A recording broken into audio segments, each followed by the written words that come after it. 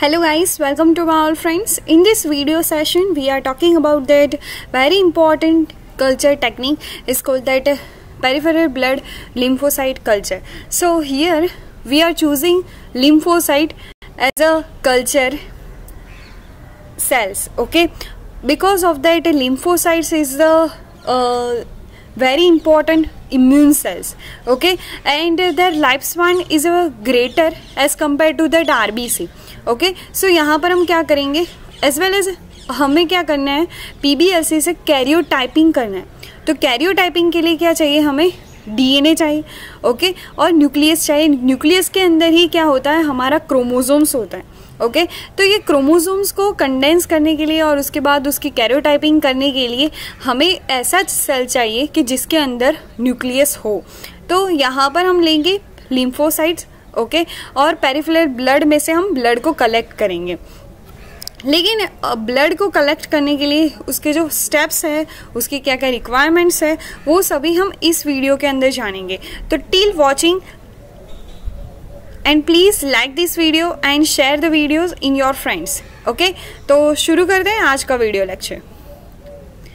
तो यहाँ पर जो फर्स्ट स्टेप आ रहा है, फर्स्ट स्टेप हमने देख लिया कि पीबीएलसी है, उसके बाद आता है ये फर्स्ट स्टेप है ब्लड कलेक्शन का, ओके। ब्लड कलेक्शन हम करेंगे, लेकिन हम कैसे करेंगे, तो ब्लड कलेक्शन करने के लिए हमें चाहिए हिपेरिनाइज्ड वैक्यूटेनर या फिर हिपेरिनाइज्ड ट्यूब के अंदर हम क्या करेंगे, ब्लड को कलेक्ट करेंगे लाइक दिस, ओके।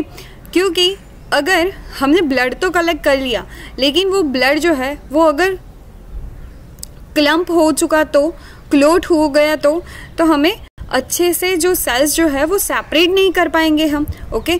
तो सेल को सेपरेट कर रखने के लिए और साथ ही साथ ब्लड को क्लोट ना हो जाए, इसीलिए हम क्या करते हैं, स्टेराइल वैक्यूटेनर के अंदर जो हिपेरिनाइज्ड हो या फिर ऐसी सीरिंज लेते हैं कि जो हिपेरिनाइज्ड हो, okay.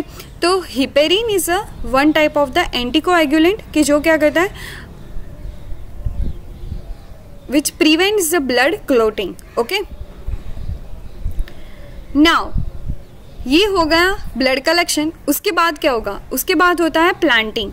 Planting is a very important step जो क्या हो चुका है, प्लांटिंग के अंदर हमने क्या किया, planting is require for the cell growth and it is contains 4 chemicals. उसके अंदर क्या होता है, 4 केमिकल्स होता है।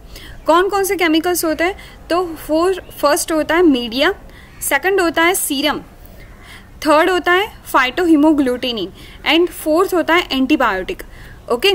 तो मीडिया हम क्यों यहाँ पर लेंगे, क्योंकि जैसे ही हमें सेल्स तो मिल गए, ओके, तो सेल्स को हमें क्या करना है, कहाँ पर रखेंगे हम, सेल्स को ग्रो करवाना है ना हमें, ओके।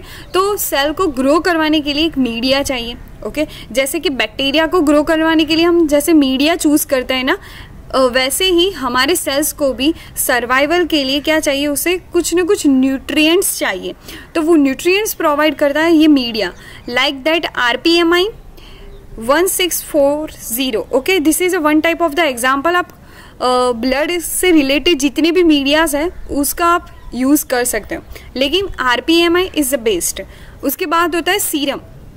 सीरम क्या करता है, serum is also nourishment provide करेगा सेल्स को, ओके, और न्यूट्रिएंट्स प्रोवाइड करेगा। Then third one is that फाइटोहीमोग्लूटिनिन।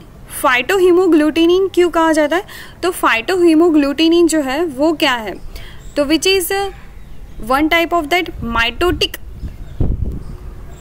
और माइटोजेनिक क्या है, माइटोजेनिक एजेंट है कि जो क्या करता है, सेल की माइटोसिस के रेट को बढ़ा देता है। सो हम यहाँ पर PHA यानी कि फाइटोहीमोग्लूटिनिन को भी ऐड कर देंगे। सो हमारी जो सेल कल्चर की जो प्लेट है वो जल्दी से फिलअप हो जाए सेल से, ओके। और एंटीबायोटिक्स क्या करता है, तो antibiotics which prevents the growth of the bacteria, okay.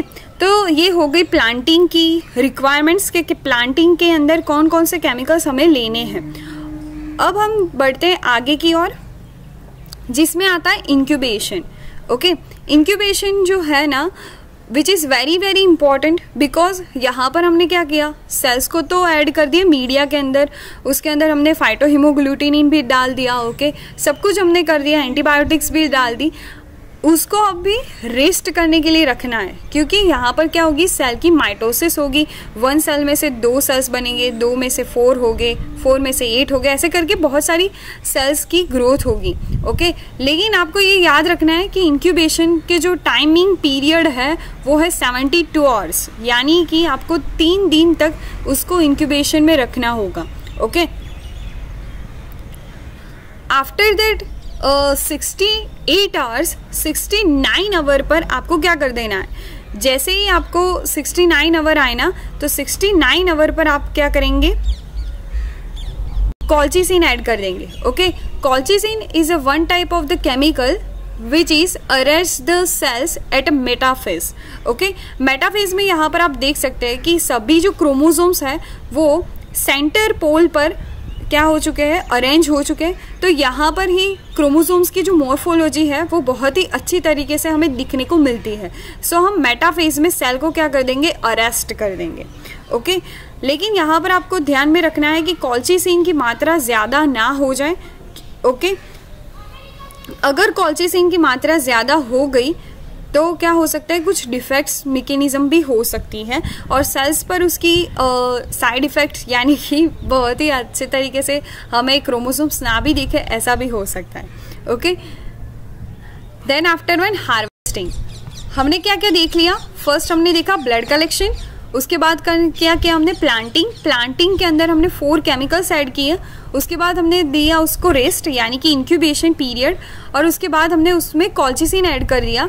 After the colchicine adding अब हम क्या करेंगे, उसकी हार्वेस्टिंग करेंगे, यानी कि अब हमें उसे निकालना है बाहर, ओके। तो क्या करेंगे, हार्वेस्टिंग के अंदर जितनी भी कल्चर ट्यूब्स हैं उसको हम क्या कर देंगे, सेंट्रीफ्यूज के अंदर रख देंगे फॉर 20 मिनट्स, ओके। 20 मिनट्स हम सेंट्रीफ्यूज के अंदर रखेंगे। Discard the supernet and add the KCl। KCl is what, potassium chloride. Potassium chloride यहाँ पर हम इसलिए ऐड करते हैं क्योंकि ये this is a hypotonic solution, okay.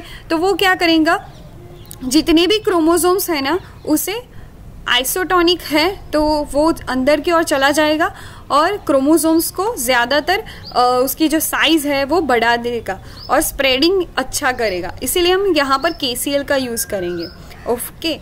Now incubate at 37 degree celsius for 20 minute, हम 20 मिनट तक उसको KCl के अंदर रखेंगे।